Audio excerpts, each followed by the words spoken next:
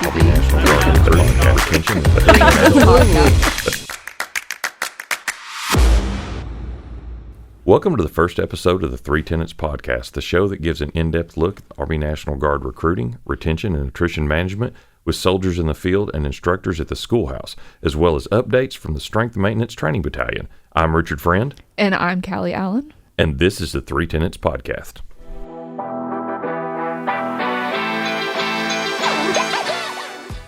Now it's time to welcome our first guest, one of the elite instructors at SMTB, Sergeant First Class Chambers. Welcome to the Tenets Podcast. Yeah, thanks for coming.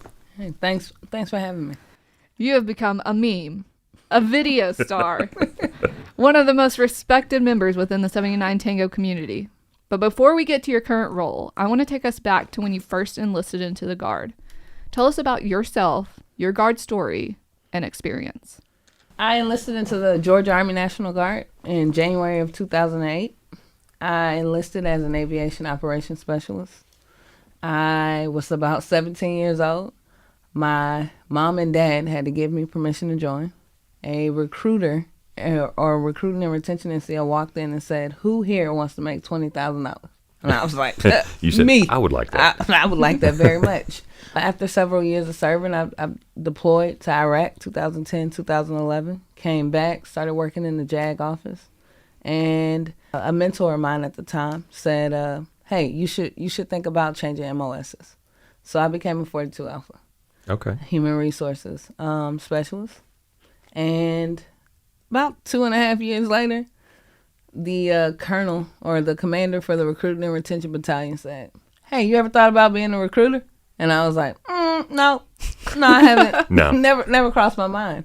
And then I became a recruiting and retention NCO in 2017. And that's been history ever since.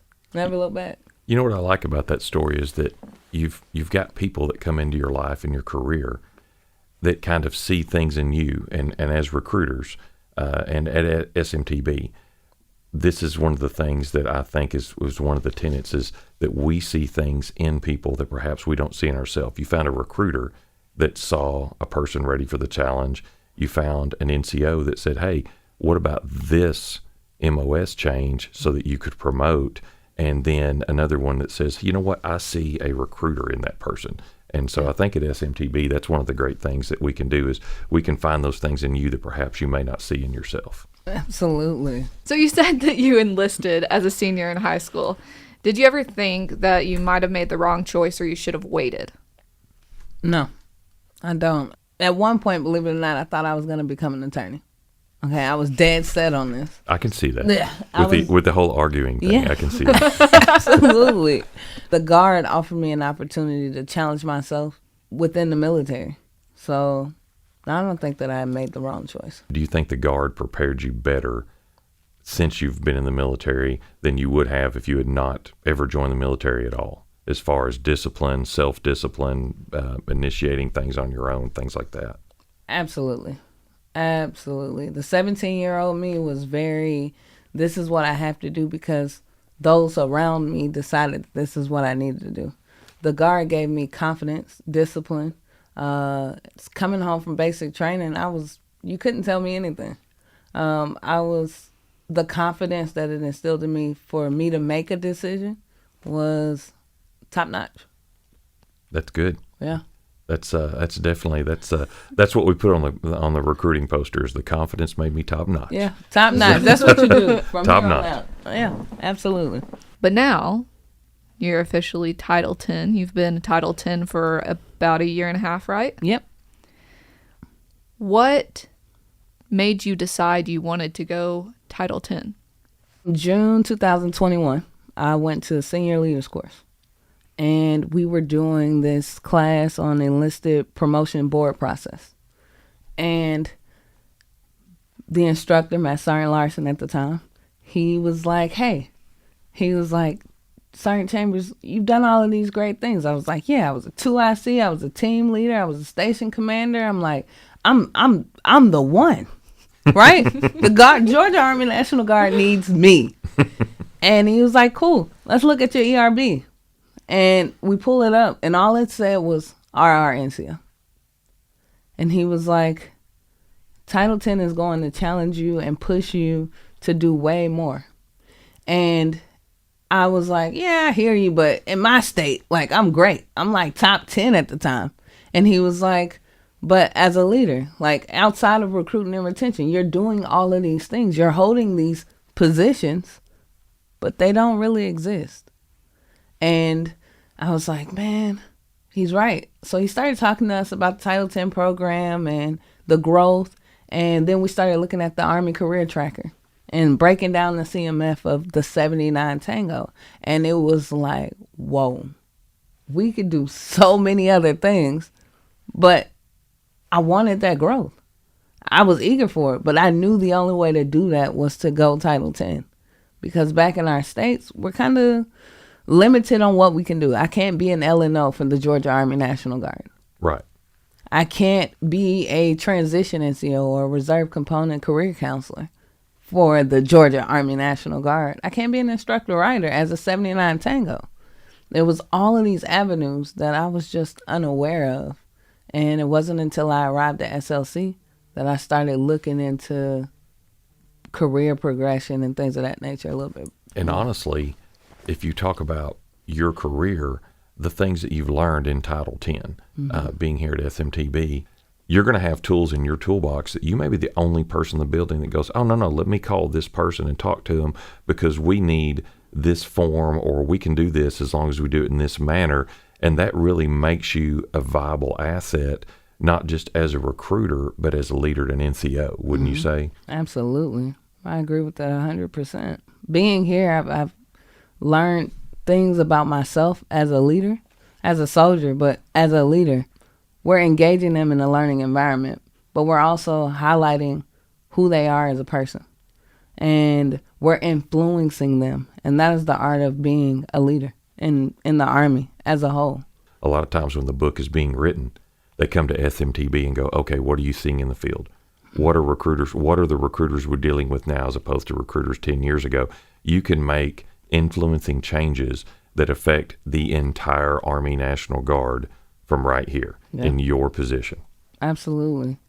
Absolutely. Yeah, speaking of that, we offer working groups and CTSSBs at SMTB. Yeah. Which pretty much is an opportunity for soldiers out in the field to come back to SMTB from courses they've graduated from and offer their expertise from the field to influence the classes we teach here. Yeah. So what is your experience working with the working groups and CTSSBs? So actually, I worked on a CTSSB back in December of 2022 for SQI4. And I came in with the mindset of they just want to pick our brains to beef up their content in the classroom. And it wasn't like that at all. They opened the floor to CTSSB to rewrite the course in a sense. What is the operational environment and experience in, and how can we be better up to date as an organization to train tomorrow's RR NCOs? And that was it gave me a critical insight, because too many times we sit in the classroom or go to a military course and we're like, this is so out of date. Like, this course isn't what relevant. I need. Relevant. It's not relevant. And it's kind of like some of the classes that I'd seen. And, when I first joined in 1992, we were wearing BDUs and the way that it transitioned. And sometimes you would see some courses that may be an entire, and the whole thing would be shot in a uniform that we don't even wear anymore. And you look at that and go, how relevant is the content that you're putting out to us? And that's when it comes down to not so much the dressing of the content, but of the NCO that's teaching it. Yeah, when it comes to all the courses we teach, we actually have 13 courses taught at SMTB. That's a lot of CTSSBs and a lot of working groups that we have to provide to be able to get the information from the field. From the field. And sometimes it's difficult for us to get people to come to the CTSSBs and working groups.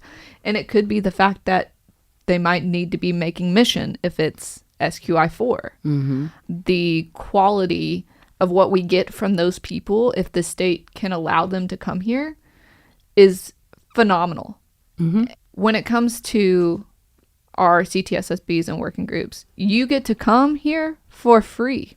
Yeah. SMTB covers it. Yeah. I mean, what a great way to be able to still serve your state, but also serve the Strength Maintenance Training Battalion that has provided you all of these courses beforehand. Mm-hmm. You're really giving back to us and to the Army National Guard as a whole.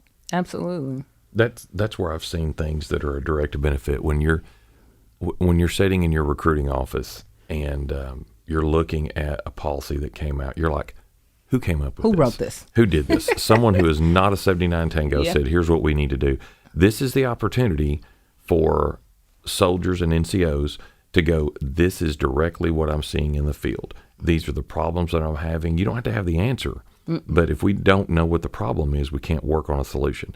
And that's where we really encourage people that are in the field. If you've got the thing that drives you up the wall and says, why are we doing this? Why aren't we doing this? Or this is the new thing that I'm finding that happens, because there might be something that Sergeant First Class Chambers is doing in the Georgia National Guard that is the new hotness. Yeah. That could be the great thing that if we put it out to all 50 states and 4 territories, that it might be, again, a force multiplier. And so that's where that really comes in and benefits coming in and being a part of these working groups. Yeah. The participation directly affects the quality of the product that we put on the other end of the pipeline out. Yeah, absolutely. When I came through, there was a variety of people on that CTSSB, newly graduates of SQI-4, those that were actively recruiting and retention NCOs. We had master sergeants, we had a section chief in there, and we also had operations NCOs. And to see it from, now we're getting the view from every foxhole, just about every foxhole within our realm of the recruiting and retention battalions.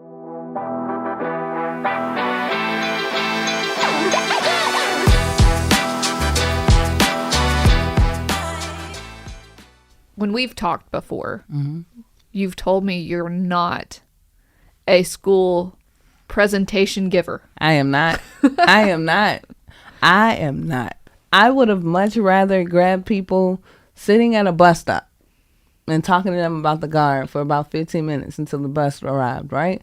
I was one of those. I was a go-getter. So let me ask you this, though. But you had other people on your team when you were 2IC and all that were like rock stars. They walk in and go, hit it, here you go.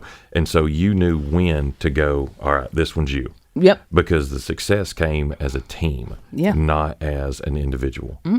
I had a Sergeant First Class Volsey out of Georgia. She was a strong high school presenter. Guaranteed. She'd get up there, she'd give her presentation for about 30 minutes. At the end of it, she would get at least 10 yeses that turned into direct appointments, that turned into accessions. And so her and I would battle buddy together a lot, especially in my first year, because I understood that was a weakness of mine. And she had her weaknesses when it came to lunchroom setups, because now it's not a controlled environment, right? Now it's students just parlaying about in the lunchroom.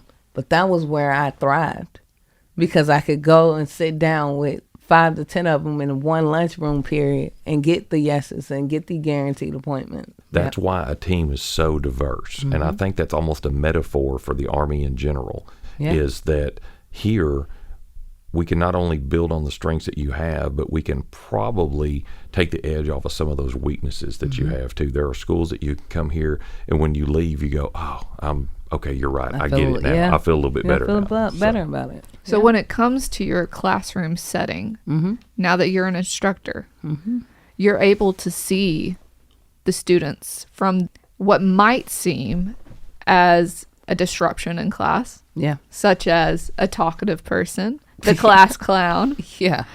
But you're able to build upon those strengths, because you know they are going to make someone laugh first and foremost. But they are going to be that person you want out talking to people, and they're not going to be scared of going to different locations to be able to gain leads. Those are the type of people that go out into these high schools and will grab the attention of the entire school just from a few words and actions. And I've been in the classroom with a few that I'm like, okay, we got one. It's the class clown of the cycle, right? But they turn out to be receptive, and they take the critique and build upon it, because maybe I don't have to be as goofy to be successful in this business. And I've seen your students specifically in your class that are trying so hard to reflect on you, what you have taught them. And I've seen you, I think now, one of the things I've noticed about you watching you teach is you're not talking to a group of 30 people. You're speaking to 30 individuals, and you have 30 individual relationships, because I've noticed that, like, our classrooms be right across the hall from each other, and we come out on a break and you're like, oh, I've got this Sergeant Smith, and she's from Arizona, and I've got this Sergeant Jones, and he's from Kentucky, and he's having problems with this, and his wife's about to have the baby, and all that. And I was like, you've literally been in your class 5 days, and you know something about everyone, and that shows as to why you were so successful in recruiting, because it all comes back to the relationship. But now that you've got all of these other facets that you've trained with SMTB, I really think that you're going to be the kind of NCO that we're looking for the future of National Guard recruiting and retention. Man, I appreciate that. We've mentioned before that you're kind of famous. Yes, apparently you have your own meme. Yeah. Oh, yes. There's several. She'll send stickers to you. It's amazing. Yeah. Top notch. Obviously, you've had an impact on all of these students, because a lot of them that we see on our social media channels commenting, sharing, they're like, she's the best instructor I've ever had. Now, I'm not saying you're the only one that they've said that about, but you're one of the top ones, okay? Yeah. You're right up there. Yeah. So I know you give your students a lot of advice when you're in the classroom. For those that may have not been in your classroom, but they could be listening to this right now, what is a piece of advice you would want to give them? Honestly, as a leader, whether you're in the classroom, whether you're out on the streets actively recruiting, never stop growing. Every day, challenge yourself to learn something new. Stay out of the comfort zone. Stay out of the comfort zone, man. It's a dangerous place. You get contempt, and it's dangerous. The day you stop growing, what value do you hold? I don't care how small the growth is. Just constantly keep growing. That's it. So when it comes to growth for you, what does that look like? Are you reading self-help books? Are you just investing in yourself and going to the gym? Like, is it a personal, like looking at your personal life? Are you investing in that? Yeah. What does that growth look like? So I have been actively working out more because that 45 minutes in the gym talking to myself is how I stay so motivated throughout the day, right? And I've also went back to school. I'm about 4 classes away from earning my bachelor's degree. Congratulations. Thank you. And I have found different programs through the COOL program, like Lean Six Sigma, the SHRM CP course, Certified Professional course. These small things to just continue to grow as a person. 16 years in, so I'm real close to the 20-year mark. But I need to start taking advantage of some of the reasons as to why I joined the Guard to begin with. Because 17-year-old Octavia didn't see herself 16 years later being in the Guard. And the Army has so many tools and so many benefits and opportunities for an education, for training. When I left the Army and I went back into, my career field, I looked at those things and thought, this is in front of me now because of the opportunities that the military provided me. Yeah. And I really liked that. And that's what I like now is I think that you're going to be, I think the military career is going to be a highlight of your life, but I'm kind of interested to keep up with you and see what happens after the military, because you're not one that's just going to shrink away like a fern and just sit in the corner and we water you every once in a while. Like, you're going to go do something with your life. And I'm going to be able to point and go, interviewed her on our first podcast. Yeah.